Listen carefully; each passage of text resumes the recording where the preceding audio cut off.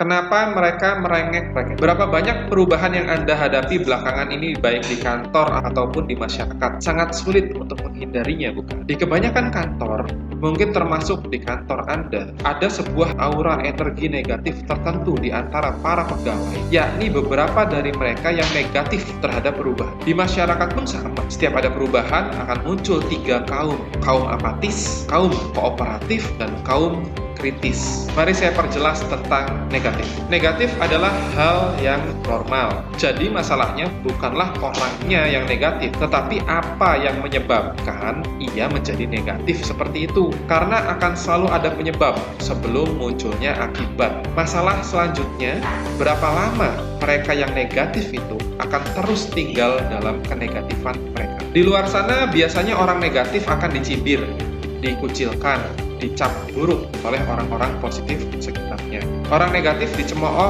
dan diejek. Mereka dianggap sebagai akar kejahatan, penghambat kemajuan, terlihat hina diri. Mereka biasanya mendapat julukan dari semua orang, dan semua orang tersenyum saat mendengar julukannya.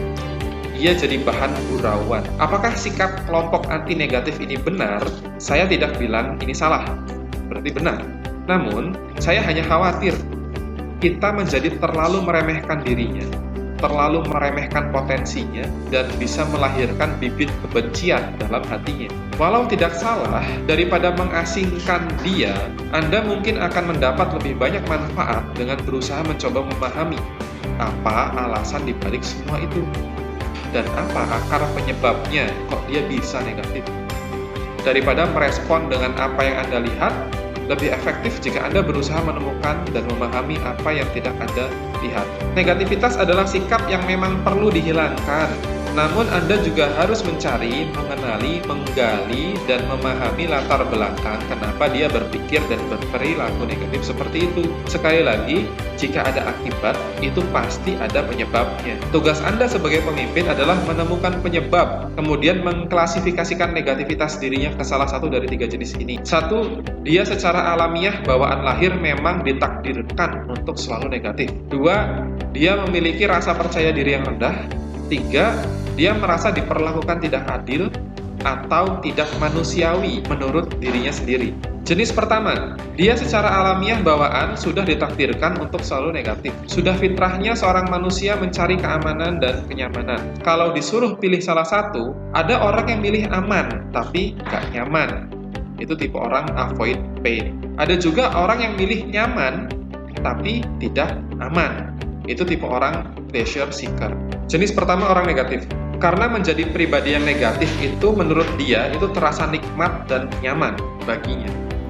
Tampaknya itu pas untuk kepribadian dia. Mereka pun menyukai menjadi pribadi yang negatif, menjadi pribadi yang pesimis, pribadi pembuat onar, pribadi pembuat resah orang lain, pribadi playing victim, pribadi yang diinjak-injak atau menginjak-injak. Nah, jika mereka melakukan itu, apa yang mereka rasakan?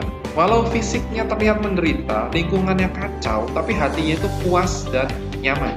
Kalau di film itu seperti Joker.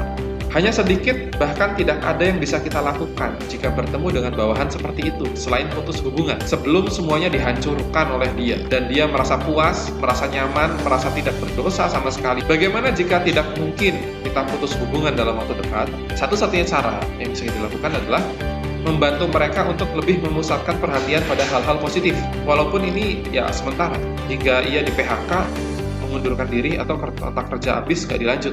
Mereka diciptakan Allah sebagai cobaan untuk orang baik. Mereka penyeimbang dunia ini agar tidak 100% seperti surga yang isinya itu semua hal-hal baik aja. Mungkin satu-satunya fungsi orang negatif jenis pertama ini adalah untuk membuat orang-orang positif agar tidak terlalu santai, lengah, dan lemah.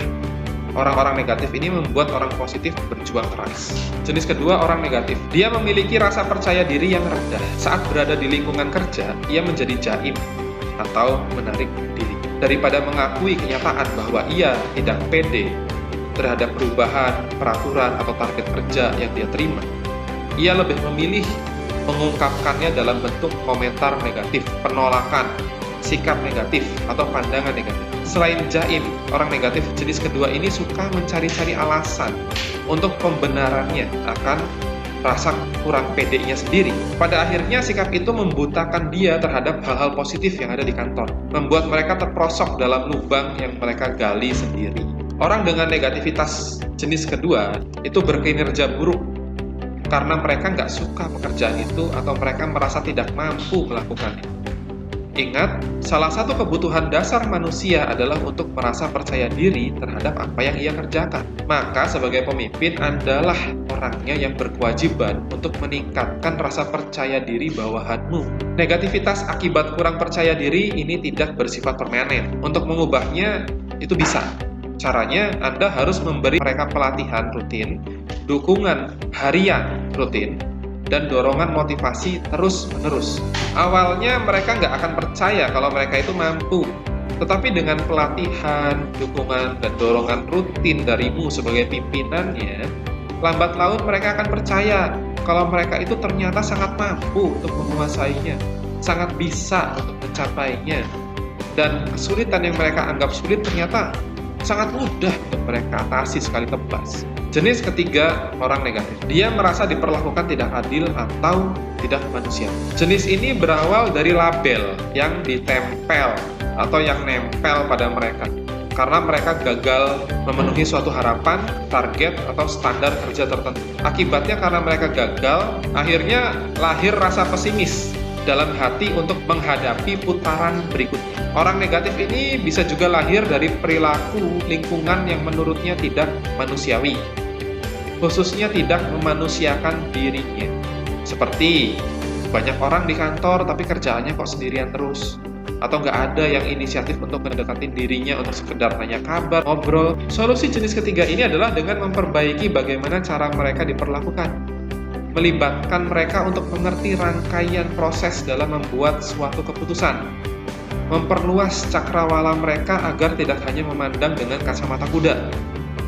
Tunjukkan bahwa tanggung jawab akan pemenuhan harapan atau target yang diberikan pada mereka ini menjadi sangat penting untuk semua orang. Dan merekalah pemeran utamanya. Merekalah pahlawannya. Sampaikan pula kalau status quo itu emang nyaman, tapi tidak akan pernah aman. Bahkan sangat berbahaya untuk perkembangan diri ataupun perkembangan perusahaan. Orang dengan perilaku negatif jenis ketiga ini bukannya ingin memaksa Anda untuk membatalkan atau mengubah aturan atau kebijakan sesuai keinginan mereka, bukan. Mereka itu hanya ingin sebuah pengakuan, sebuah penghargaan, atau penghibur jika mereka dapat label gagal. Jauh di dalam hatinya, ia ingin merasa kebahagiaan, ia ingin merasa kemenangan, walau faktanya saat ini ia kalah. Ia butuh Anda menyemangati putaran berikutnya. Ia butuh Anda untuk membimbing mereka agar gak dapat label gagal lagi besok. Setiap ada anggota tim yang berperilaku negatif, klasifikasikan dulu mereka ke salah satu dari 3 jenis tadi. Dan setelah itu, Anda perlu bertindak sesuai klasifikasi itu.